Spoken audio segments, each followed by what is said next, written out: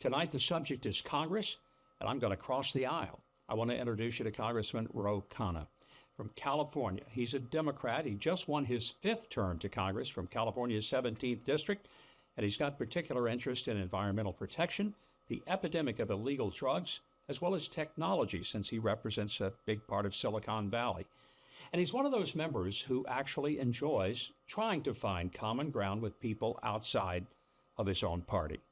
I want to say on a personal level, I appreciate Congressman Khanna for coming on this show and also for doing other shows that many Democrats just won't do. I think it is a compliment to him, the confidence in his own positions and views, and we are very honored to welcome Congressman Ro Khanna. Congressman, first of all, let me say thank you. I genuinely mean this. A lot of your colleagues wouldn't do a show with me, and I don't know that I blame them. Well, yeah, I would too. I think they all ought to do it, but I've seen you on Fox and many other forums, and you always are willing to come with a very reasonable perspective, and I think it's a great compliment to you personally and to the really position you hold. And so we're truly thrilled you're here with us today. Well, Governor Huckabee, thank you for such a gracious introduction. Thank you for having me on. Thank you for your years of public service to our country. Congratulations on your new appointment. I mentioned that we may have differences of opinion there, but we certainly both pray for peace in that area. And I appreciate the opportunity to just be on to have conversations across the aisle so we can start to heal the rifts in our nation, bring this country together. Well, I think it's very important for us to get there, and I hope we can. We'll start with the obvious elephant that won't leave the room, the election. We're just a few weeks from it. It did not go well for the Democrat Party this time. I think that everyone thought it was going to be much closer, particularly in the Electoral College, than it was. I've heard many Democrats still say, well, it was the fault of the voters. They just aren't that smart. You haven't said that kind of thing. There are many in your party that are looking internally and saying, what did we miss? What did we get wrong? I'd like for you to evaluate. Is it time for Democrats to look not so far to the left, back toward more the center, and listen to what voters in the middle of the country are thinking and saying?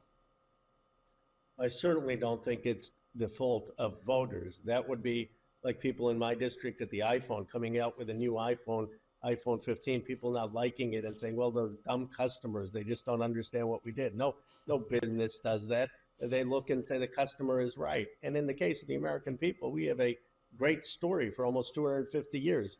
The American people's wisdom, in my view, collectively is more than any politician or any candidate. So it's a moment of reflection. I would phrase it, Governor, not as much on left versus center versus right, as a fundamental recognition that a lot of people in this country have been shafted and left out. We hollowed out too much industry. We sent steel, aluminum away. We allowed China to build too much manufacturing.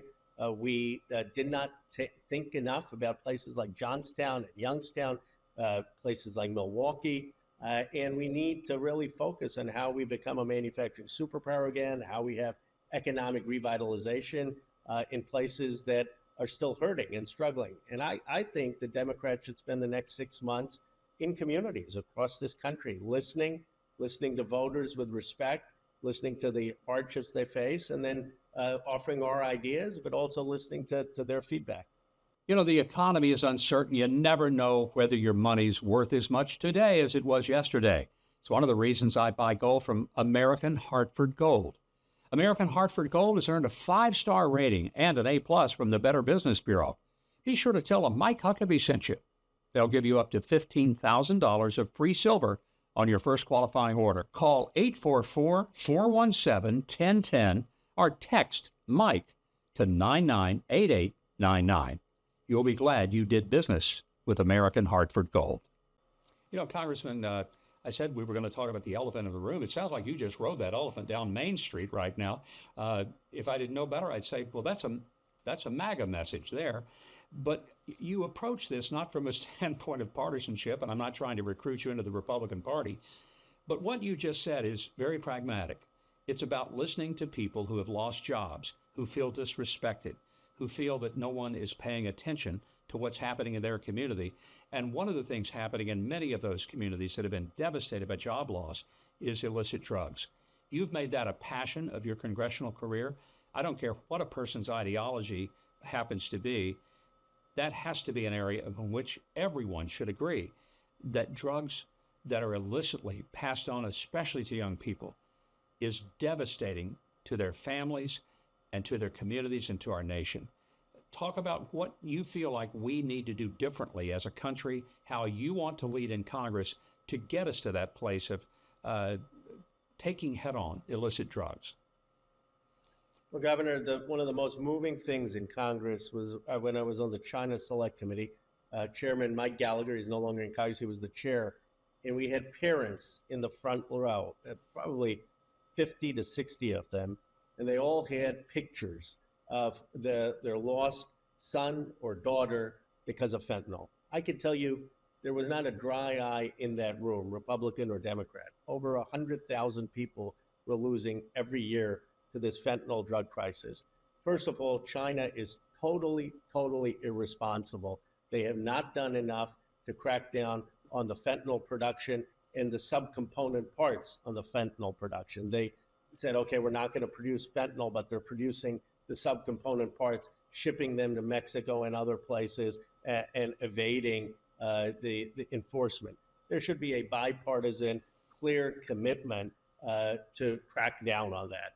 And that there needs to also be a rule change in terms of the exemption. Right now, China can ship products under $800 into the United States. And that's not only bad for our jobs being hurt, but also allows for drugs and fentanyl to come in through a legal process. So we need to crack down on any illicit drugs coming from China or coming across our border.